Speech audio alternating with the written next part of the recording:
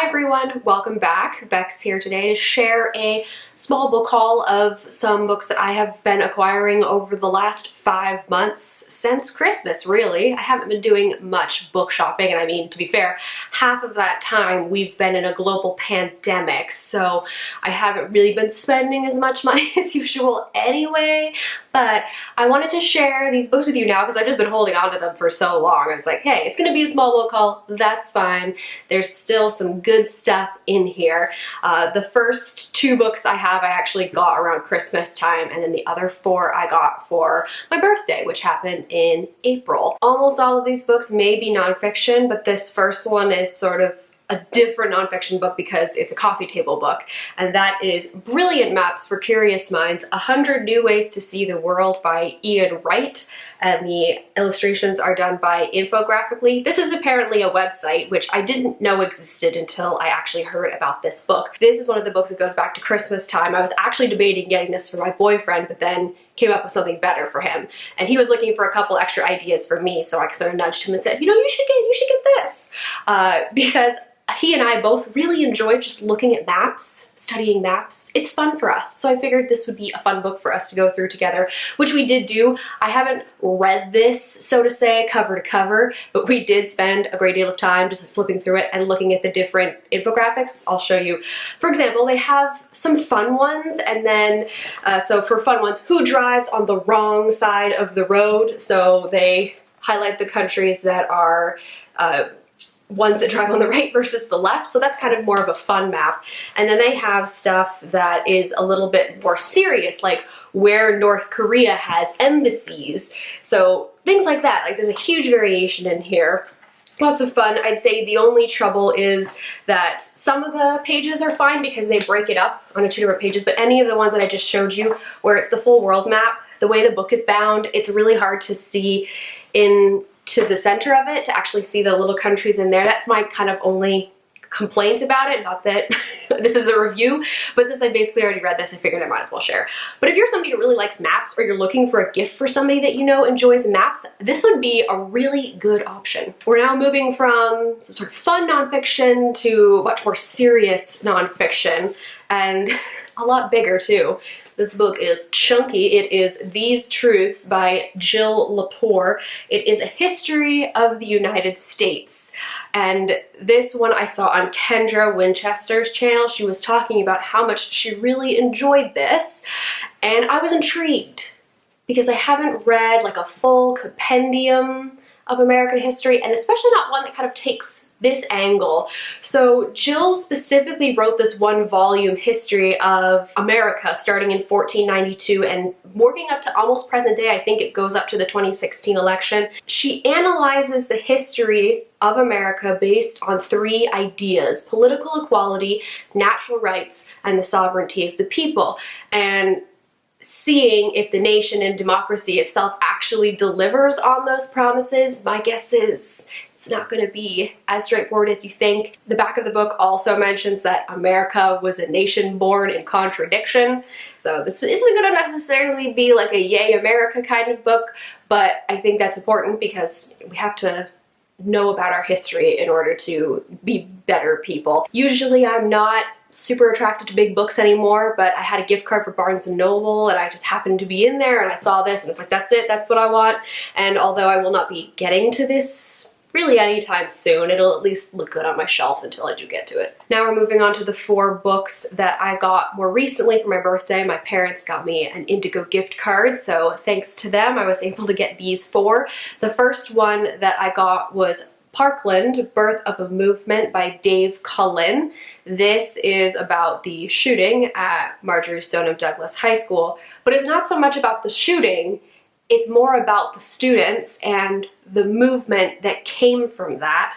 Dave Cullen wrote Columbine a number of years ago, and that was a very deep dive into everything surrounding the Columbine shooting, the events, and then the aftermath of that. And I read that book a long time ago. I was very moved by that book, and seeing that this one was now out, I wanted to read it as well. This one kind of takes a different angle though, because Dave Cullen doesn't discuss the shooter at all. He focuses on the students, not only their activist side, organizing March for Our Lives, but also looks at them trying to be students, AP exams, applying for universities while all of this is happening. And I imagine this will be very sad, but also very uplifting. This is my one fiction book in this haul. It is the book of The Unnamed Midwife by Meg Ellison. This is absolutely an example of Booktube influenced me to buy this. This is a science fiction, post-apocalyptic book, which is not something that I would just naturally gravitate towards. I heard a few different people talking about it, and then I saw it was on sale on Indigo's website, so I decided to go for it. This one follows an unnamed midwife in a world where a fever has swept through, and it has killed most women and children, and also made childbirth very dangerous for the mother, so they usually don't survive. And our unnamed midwife is one of the few women that is still alive, and she is having to be very careful because groups of men have sort of banded together out of fear, and they are, attacking other people. Very classic post-apocalyptic in the sense that fear drives everything and you have to be very careful, and so she dresses as a man and is trying to survive this world. I know this is part of a trilogy, I believe, so if I like this one, I can keep going and sort of find out where this post-apocalyptic story is going to take me. Second to last, I have Bury My Heart at Wounded Knee, An Indian History of the American West by D. Brown. This is a more recent edition of a book that was published back in 1970, and when it was published, it was very well received. It sold millions of copies, and I have heard of it even today without really knowing what it's about until now. The title for this one is pretty self-explanatory, but basically it is a very meticulous account of the destruction of Native Americans in the American West during the second half of the 19th century and all of the horrible things that they had to go through. This is going to be very thorough, and I have high expectations for this because it is so well known and so well received. And I do know that there is a sort of follow-up book to this that was more recently published, so I hope to read that once I've read this one. This last book is the one I'm most excited to read, and that is Say Nothing, A True Story of Murder and Memory in Northern Ireland by Patrick Radden Keefe. This has gotten a ton of accolades. It was on the New York Times 10 Best Books of 2019. It was longlisted for the National Book Award. It's an Entertainment Best Book of the Decade, and then a bunch of other things, Wall Street Journal, Washington Post, Chicago Tribune, Time, etc., named it one of the best books of the year. And everything that I have heard from people on Booktube who have read this has been incredibly positive. This sounds like the kind of nonfiction that I would just love to read because it's focusing on a very intense, dark time in history, but also looking at the different people who played a part in that. So this is about the Troubles in Northern Ireland, and it kicks off in 1972 with the abduction of a 38-year-old mother of 10 and how she just disappeared and was never seen again. And it looks at the IRA.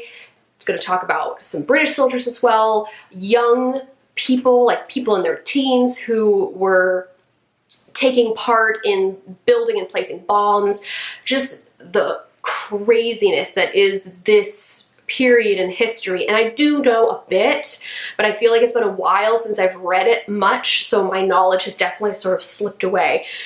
But this sounds like it's going to be an incredible account of what happened in Northern Ireland, and I am so excited to read it.